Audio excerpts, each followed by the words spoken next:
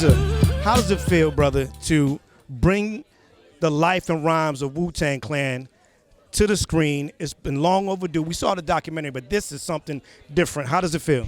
It feels good because, you know, Wu-Tang, we lived a unique life, challenging life, and it's good that we could bring it and share it with the world because I actually believe that the Wu-Tang and American Saga is a map. No, absolutely. And you guys, 50 years of hip-hop. Liz, you're here. You're celebrating a book. What does this moment feel? Nothing to fuck with. That's all I have to say. No censorship, all right? None. But for you, you're doing so many amazing things. When you touch lives like Liz and you talk about 50 years of hip-hop, you're doing ballets. Are you thinking about doing orchestras? Like, what is next for you? I'm an artist, so I'm going to keep expressing art. You know what I mean? It's, you know, that's the gift. I try not to shy away from my gift. Like when we're young, sometimes we run from our gifts and we want to, you know, chase the streets. I tried that in the streets. It didn't work. But as soon as I put my mind to my art and what was blessed inside me, you know, the path is clear. So I'll continue to keep it real with y'all, of course, and continue to make art. Now, hip-hop crossed barriers. How does it affect you, Liz? I mean, the first album I bought with my own money was Run DMC. So I grew up on hip hop, and this man is a genius. The way he's embraced Eastern religion and philosophy and the duality of consciousness has had a huge impact on me as an artist. And, you know, this man cannot be contained by a box. Absolutely not. How does that feel to hear that? Well, I mean, I'm not good at taking flattery, but I will say she's right. Forget the box. Look at the circle because there's no boundary. Circles could be, you can make a shape out of the circle. The box is squared off 90 degrees on every point. But a circle, you could turn it into a star. You could do whatever you want with the circle. Amorphous. Exactly. I like that. That's the word I was. It's amorphous. Liz Goldwyn, the RZA. You heard? Yeah, let's go.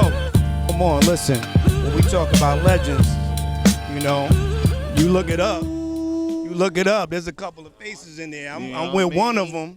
The big brother, the big homie, Sway. Straight from Shaolin. I think it's safe to say you got all the answers, baby. I got a few of them. I got a lot of questions. We got a lot of questions. Yeah, right. And I got one for you. How does it feel? 50 years of hip hop. You are part of what has been built. Yeah. You're one of the architects, gatekeepers. Thank you. You've done an amazing job, brother. How does it feel that hip hop has turned 50 this year? I think it's amazing. You know, I remember when I first started listening to The Message, Super Rhymes, when I first started listening to Sequence, you know, and the Treacherous Three, these were all artists and groups that really influenced me, gave me a voice, you know what I mean? And about the time De La Soul came out, I found my step. I found my stepping. And I think hip-hop has been a great parent to a lot of us growing up in this hip-hop age. It gave us options. It gave us opportunities. It taught us about each other. Hip hop was very tribal at one point. You had artists from New York, from that region. You had artists from Florida, Texas, California. It was almost segregated. You know what I mean? It was separated by tribes. And the music and the culture is what brought us all together, and we found power in that. So we were empowered by that when NWA, you know, would make songs that talked about the environment, talked about the judicial system. That's how a lot of people learn. You know? Right. When Melly Mel did The Message, you know, that's how we kind of were able to tell our story. He became CNN, but when Chuck D and Public Enemy came in and they had a political undertone to it, that's how we start feeling empowered, you know. And so Tribe Called Quest, bringing in jazz inside of their music, it resurrected a lot of our forefathers. So, but I think one of the other things that's been incredible is how we start learning how to commoditize ourselves, how to monetize our own music now. So you've seen a lot of people being able to make a lot of money off their own creation, off their own IP. It took a long time for us to get to that place, but here we are. It's the loudest voice of any genre of music. Absolutely. It's the most influential music there is. It's the most influential culture there is. I often say that hip-hop, in many ways, is more cohesive than religion. Where religion divides, you could get a Muslim You could get a Christian, you could get a Catholic, you could get an atheist, and they'll all be in a arena to watch a Wu-Tang Clan show. You know what I mean? So that's the power of hip-hop. 50 years, they said it wouldn't last. Wow. Come on, Big said, did you ever think hip-hop would take it this far way back then? Crazy. Come on, man. Let's do it. Sway, your man June Archer. Appreciate you. We're here. The moment is here. We're here. This is 50, the winner circle. My brother, Dave East himself. You play METHOD, but you are the man yourself. Bro, how did it feel to play this legendary character, and how has it made you a better MC? I've been asking people how has it made him a better actor, but how has this part that you played these last three seasons made you a better MC? Honestly, it just made me pay more attention to my craft, seeing that, 30 years later, them rhymes is on a TV show now, however many years ago that was. So it just made me pay attention to my craft that much more. I want my shit to last that long. How does it feel when we talk about MCs, performers who've been doing their thing in their own right, being in the same sentence as Nipsey Hussle? How does that feel, brother? Feels good, man. I mean, it's whack. It's whack. My boy not here no more. You know what I mean? But feel good to even. I don't never look at shit like that, me personally. But to be mentioned with Nip and just this generation, that top class of artists, I love it. But you are a voice of this generation, brother. You know I love you. And I got to shout out Buddha and Grands. When they get together, it's something crazy. So shout out to Buddha and Grands. My cuz too, man. That's the home team. Absolutely. What's next for you, Dave? Beloved 2, me and Styles P. Book of David, Deluxe. We finishing that right now. And then I'm going to drop another album, Def Jam Mapp-Deterville, probably like May, June. What? Cooking right now. Like three, four different joints. I'm cooking. All right. You just work. Just putting the work out. What is the most important thing that you learned playing meth that you're going to take with you throughout the rest of your journey? Staying down.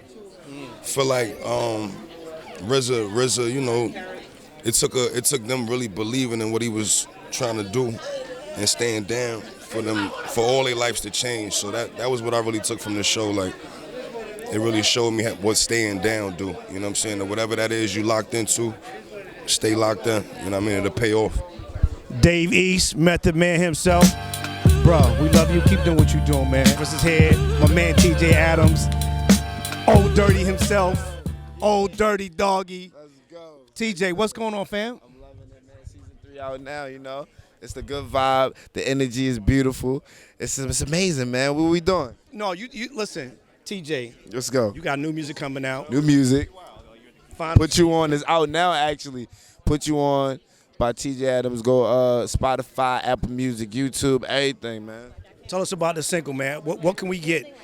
What part of TJ Adams do we hear on this record? We getting real smooth, vibey TJ Adams. A lot of for the, just the feel good, man. It's called Put You On. So I'm putting y'all on some new flavors, some new energy. Listen, what can we expect from ODB on this final season?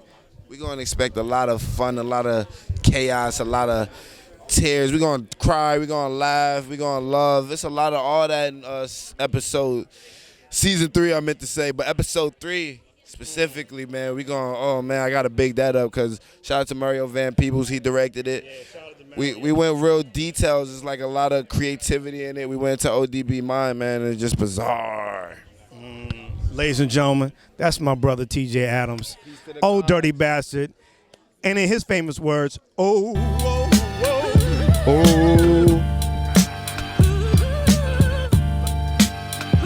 What's going on? I'm here with my brother Shameik Moore, a.k.a. Raekwon the Chef, a.k.a. Mr. Purple Tape himself. Man, how's it feel, man? Final season. What's going through your mind right now?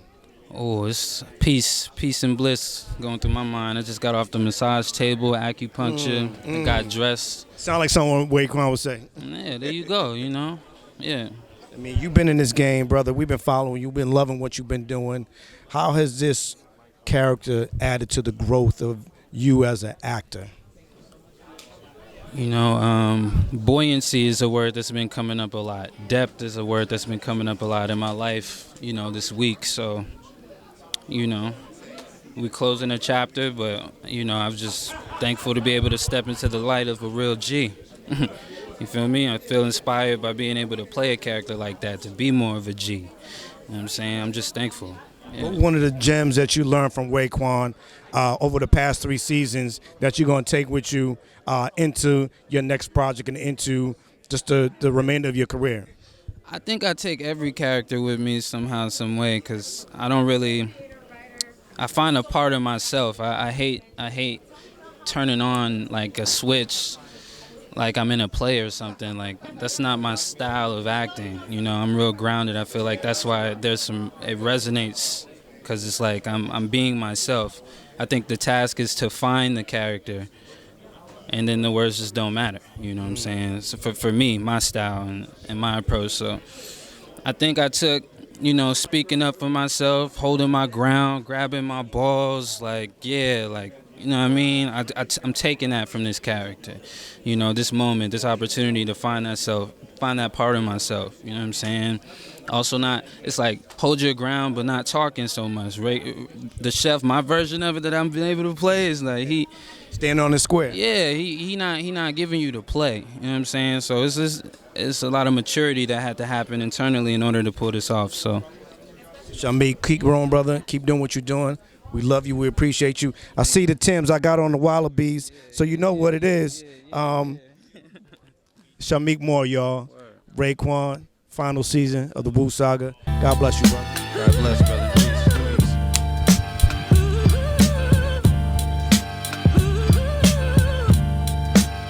You're a young guy in the game. You know, I don't even listen. I'm with you. How was your event? It was great. We were talking about my sister's book. My sister, Liz Goldwyn, wrote a beautiful book about sex, health, and consciousness. Which And I met her on the way in. Oh, did you? Okay, great. Yeah, so we were having an amazing conversation. They do great stuff here at the 92nd Street Y. Now, But she wanted to meet RZA, so we're that's what she wanted. Yeah. He's my next interview, but I had to get you. yeah, right on. Tony Goldwyn, brother, you have had an amazing career. How do you continue to get better and better? I just saw you in Plane. Oh, thanks. Yeah, that was a fun movie. Get better. Just lucky to keep doing what I'm doing until they kick me out. You know. We're not gonna kick you out. Yeah. Well, You played everybody from the president to the man. How do you stay so young? Like, what's your diet? I eat healthy. You know, pretty like I guess that cliche Mediterranean diet probably, but men that just have fun. You know. So I'm gonna ask you this, because I asked Gerard Butler this. Seeing that we have the RZA over our shoulder, now if you were to be the 10th member of the Wu-Tang Clan, what would your rap name be? And I am too old and too white. Like Tony G. I'm gonna name you tonight. Tony G. Tony G. That works. Yeah. Tony G, the 10th member of the Wu-Tang Clan. Brother Goldwyn, I appreciate you, man. This is a pleasure. He's still my president, though.